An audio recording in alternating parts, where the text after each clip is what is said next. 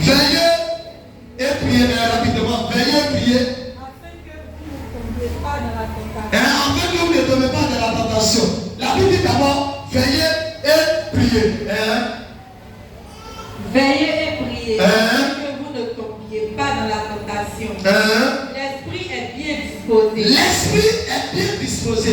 Mais la chair est faible. Mais la chair est faible. La chair est faible. Donc si quelqu'un marche par la chair, il est mort. Donc si tu es faible, qu'est-ce que tu as? Tu as tombé. C'est quand tu as péché, tu te relèves, tu pèses, tu te relèves, tu pèses. C'est-à-dire que tu es dedans seulement. Parce que ta chair, là, tu vis par la chair. Que elle ne sait pas, décide de quitter dans la chair. Et puis par l'esprit. Elle continue, c'est fini. C'est fini. On va lire Galates 5, 17. Rapidement. Quelqu'un prépare Galates 5, 16. On va lire 17. On va lire 16 à 17. Voilà, là c'est bon. Galates 5, verset 16 à 17. Rapidement. Je lis la parole de Dieu. Dieu. Galates 5, verset 16 à 17. Je dis donc, marchez selon l'esprit. Marchez selon l'esprit. Et vous n'accomplirez pas les désirs de la chair. Marchez selon l'esprit. Et vous n'accomplirez pas le désir quoi? De la chair. Verset 17. Car la chair a des désirs contraires à ceux. On a dit quoi? La chair a quoi? A des désirs contraires à ceux de l'esprit. La chair a les désirs contraires de quoi? De l'esprit. De l'esprit. Et l'esprit a un de contraire à ceux de la chair. Ils sont opposés entre eux. Ils sont opposés. C'est-à-dire qu'ils ne s'entendent pas. L'un veut monter, l'autre veut gouverner. C'est qu'il ne peut pas s'entendre. Ça ne peut pas marcher. Parce que celui qui vit par l'esprit, là, son comportement est différent de celui qui vit par la chair. C'est pas vous êtes dit. Celui qui vit par la chair, il peut désobéir. Et puis il n'a même pas de quelque chose qui dit que est-ce que de mon prix, est-ce que ça va agir sur moi? La chair va dire mais l'esprit dit, quand l'esprit dit, c'est que tu viens de faire, c'est dangereux. Et puis tu cours. Mais quand tu vis par la chair, tout cela ne vient pas. Tu continues de juste ça, tu colles pour toi et tu tournes la mort. Ou quelque chose t'arrive.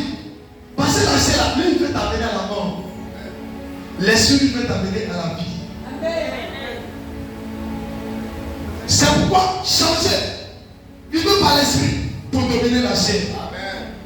Et puis maintenant, vous allez comment nous changer. On a été prié. Mais tant que vous serez toujours dans l'histoire de la chair, vous ne changera pas. On a quand même prié sur votre vie. Mais si vous ne décidez pas de vivre selon l'esprit, c'est pas bon. Beaucoup de chrétiens sur 100% vivent selon la chair. C'est pourquoi il n'y a pas assez de changement.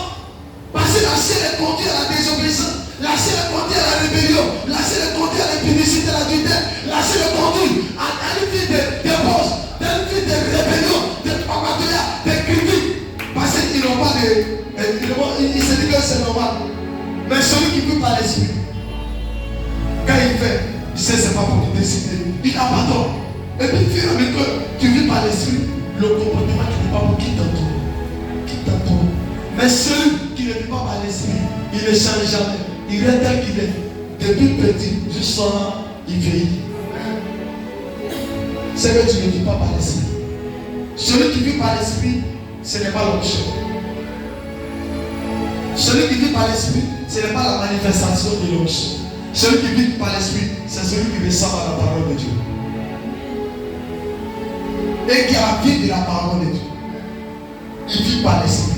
Parce que quand tu vis par l'esprit, tu as la capacité de mettre la parole de Dieu en pratique. Parce que la Bible dit que ce n'est pas celui, c'est pas tout le monde, c'est pas tous ceux qui vont dire c'est ceux qui vont au paradis qui vont écouter le monsieur. C'est ceux qui vont mettre la parole de Dieu en pratique et qui vont garder ses commandements. C'est ceux-là qui diront j'aime Jésus, je t'aime Dieu. Sinon, ce n'est pas ceux qui disent Jésus, non. Tu peux dire de ta vie Jésus, mais est-ce que tu as la vie de Jésus? Est-ce que tu as le comportement de Jésus?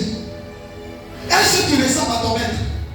On dit papa dit aime Dieu, papa dit obéissant, papa dit respectueux, papa dit il y a mes pères cités qui décident, ils n'ont jamais rendu mauvais témoin de moi. Jamais.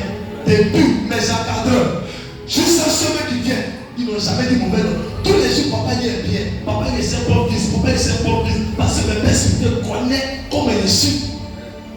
Je peux avoir mon dernier pied, mon père cité m'appelle, je lui donne le dernier pied, et puis ça me dirait. Mon encadreur, il me connaît. Le ministre dit mon fils. Même s'il n'a rien, qu'il me remet sur mon chaos, je lui donne. Un jour, il était venu dire, mon fils, quand vous m'avez dit, mon fils, vraiment, il y a bien des choses. J'avais sur moi 20 000 francs. Dans les 20 000 francs, il me donnait 15 000. Un peuple de famille, il donnait combien? 7. J'ai préféré donner à ce père qui m'a formé pour que je puisse avoir ce niveau. Et je dis dans mon point, il était content, puis il est parti. Et il m'a dit, mon fils, sort. La bénédiction qu'il m'a donnée, ça suffit pour moi. Je peux garder pour dire, moi, ça, je ne lui donne pas. C'est pas celui qui a va. Si lui met sa vie, il ne dira pas Dieu. Quand on donne notre temps à Dieu, pas parce qu'on n'a pas regardé la terre, c'est parce qu'on sait que le temps appartient à Dieu. C'est à lui le temps. C'est pas les gens qui viennent à l'église et puis ils rassurent le nom. Et puis quand l'heure arrive, ils courent et puis ils sortent de l'église, ils sont à la maison. Parce qu'il y a les réunions plutôt où on va le livrer à la sorcellerie. C'est arrivé. Il y a réunion chez moi. Donc je ne dis pas que ça c'était bête. Donc moi non mais je ne dis pas. Lis 1 Pierre 3 verset 7. Galates 6 verset 8 au moins. Galates 6 verset 8. Rapidement, faites un peu vite. Ma fille. Tu es rapide. Je lis la parole. Galates 6 verset 8. Galates 6 verset 8. Celui qui sème pour sa chair moissonnera de la chair la corruption. Mais celui qui sème pour l'esprit moissonnera de l'esprit la vie éternelle. Amen. Vous savez quoi? Quelqu'un qui est assis, ça fait combien d'années? Il mange, il ne jeûne jamais. Il est dans le péché, il est dans l'impudicité, il est dans l'adultère, il est dans le vol, il est dans le mensonge, il est dans les critiques. Le résultat que ça donne quoi? Ça donne quoi? Est-ce que vous savez que petite erreur que vous appelez petite erreur chez Dieu, là, c'est grand erreur? Souvent vous demandez pardon, Dieu vous pardonne, mais vous savez que pardon là. Est-ce que vous savez pardon, il y a un problème dessus.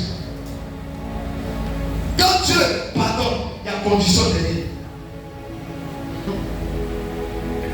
Quand tu désobéis ou que tu manques de respect à ton père spirituel, Dieu te pardonne, mais Dieu te fait payer. La conséquence de l'acte qu'il a posé va agir sur toi. Et si tu ne fais pas attention, ça peut même affecter tes enfants. C'est pourquoi il ne faut pas avoir l'habitude de toucher, c'est tout le ouin. Tout ce qui est le ouin, tout ce qui est sur le ouin a une bénédiction ou une malédiction. Quand il parle bien sur le ouin et ça touche son cœur, c'est qui fait la malédiction. Même si vous prenez silence. Mais la malédiction peut être un problème dans ta vie qui ne finit jamais. C'est pourquoi beaucoup de fils de la Bible ont invité que le père physique ou spirituel leur donne une malédiction. Pour le père physique, peut-être on peut enlever parce que le père spirituel peut retirer. Mais pour le père spirituel, il n'y a pas quelqu'un sur la terre qui peut suivre. Si ton père spirituel t'a maudit, tu es maudit à jamais. Si ton père biologique physique t'a maudit, on peut retirer parce que le physique n'a pas d'autorité sur le spirituel. Mais le spirituel a l'autorité sur le physique. C'est pas ton père peut te maudire et puis il peut retirer sur ça. Tu peux réussir. Parce qu'il y a des procédures. Donc on va donner la main, je ne dis pas. On va prendre Galates 5, verset du 9 à 21. Galates 5, verset du 9 à 21, rapidement. Je lis la parole de Dieu. Je lis la parole de Dieu. Galates 5, verset 19 à 21. Or, les œuvres de la chair sont manifestes. Ce sont l'impudicité. Les œuvres de la chair, c'est quoi? Écoutez-le, répétez avec moi. Les œuvres de la chair, c'est quoi? L'impudicité. L'impudicité.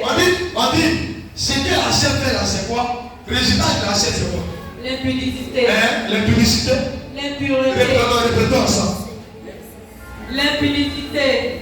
C'est où? L'impudicité. L'impureté. L'impureté. La dissolution. La dissolution. L'idolâtrie. L'idolâtrie. La magie. La magie. Les initiés. Les querelles. Les querelles. Les jalousies. Les jalousies. Les animosités. Les disputes. Les disputes. Les divisions. Les divisions. Les sectes. Les sectes d'État. L'envie. L'ivrognerie. Les essais de table. Les essais d'État. Et les choses semblables. Et les choses semblables. Je vous dis d'avance. Alléluia. Continue. Je vous dis d'avance, comme je l'ai déjà dit, que ceux qui commettent de telles choses n'hériteront point le royaume de Dieu. Amen, amen, pas. Alors que la Bible dit, ce que nous lirons sur la terre sera lié dans les cieux. Ça veut dire que notre vie que nous avons sur la terre, elle peut nous empêcher d'avoir l'accomplissement de ce que tu as dit sur nous. Parce que quand on dit quelque chose sur toi, ça doit aller au ciel d'abord. Ce que nous lirons sur la terre sera. Mais à cause de ta place de discernement, Dieu ne peut pas dire au ciel. Si Dieu ne dit pas au ciel, c'est qu'elle est sur la terre, c'est bon. Ça va dire ce que lié sur la terre sera lié. Mais si Dieu n'a pas validé au ciel, sur la terre, c'est zéro. Parce que Dieu dit ce que lié sur la terre sera lié dans les choses. Et ce que vous lirez sur au ciel sera lié sur la terre. Donc, c'est que si le ciel lit, c'est lié sur la terre. Si la terre est liée, Dieu continue au ciel. Donc, c'est qu'il y a quelque chose de transfert. Il y a contact. Donc, si l'autre n'a pas confirmé, ça ne peut pas marcher. Mais c'est Dieu au ciel qui lit sur la terre, qui lit au ciel. Mais si l'homme lit là, ça sera lié au ciel. Mais si toi tu lis et puis tu n'as pas le temps de vie, c'est pourquoi on dit feu. Le feu ne vient pas à cause de votre vie. La vie que vous êtes privé de la gloire de Dieu à cause de votre vie.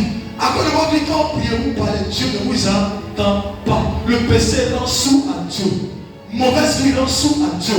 La vie que le péché est rentré dans le monde par la désobéissance. Un chrétien, une chrétienne, un enfant de Dieu, ou quelqu'un qui a l'église qui est désobéissant, il ne faut pas te valider. Tu ne plairas pas à Dieu. Tu vas plaire à l'homme, mais tu ne vas pas plaire à Dieu. Et puis si tu ne plais pas à Dieu, tu détruis ta vie. Écoutez-moi, ça ne vous dit rien. Une personne qui ne sait pas dans la vie, dans l'attitude, sa vie ne sait pas.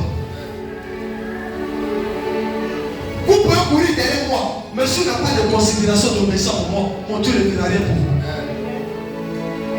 Vous pouvez peut-être autour de moi, comme elle a dit autour de moi, Fatiga, le groupe. Et parce que vous n'avez pas une considération d'obéissance, même mon Dieu, vous pouvez passer, nous ne l'oublions pas. Pas parce qu'il ne peut pas, mais parce que ce qu'il veut ne fait pas. Si vous me prenez pour quelqu'un, un ami, on peut passer comme on veut, ou on peut lui manquer le désolé comme on veut, il ne fera rien. Et vous ne savez pas que quelqu'un qui est étranger, c'est que l'esprit voulait, lui l'applique, il aura tout. Et vous avez des sorciers. Des sorciers. C'est là où lui il est revenu avant nous, il nous a trouvé ici. Mais c'est lui qui a pris la position, c'est lui maintenant qui mange, c'est lui maintenant qui a su. Mais il a fait comment il mange. Tu étais où? Qu'est-ce que tu as manifesté? Lui il est venu. Son père dit, mon frère, ma soeur, je dois te voir 8 heures, il est là ou il est là. Je dois te voir, il est là. Va t'attendre, il est là. Va t'attendre, il est là. Sans qu'on lui donne quelque chose, tu sais comment on le fait son transport, il marche sur quand il fait.